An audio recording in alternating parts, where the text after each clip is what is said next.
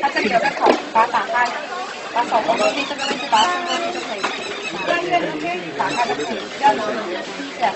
然后把这个位置拉直，这个位置打一个小花。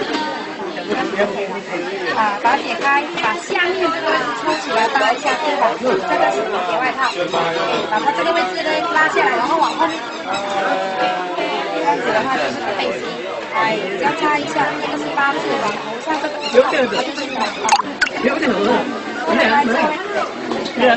一塊布咧就幾百樣。最主要的是它是可以把它当成条裙子来穿。这样子打开，套出来就可以。所以这个位置把它套出来就可以打一个结，你可以直接这里打，这是裹胸，这是一个，或者你这样子把它打开，从中间这个穿过去，直接把它推开，把它推开。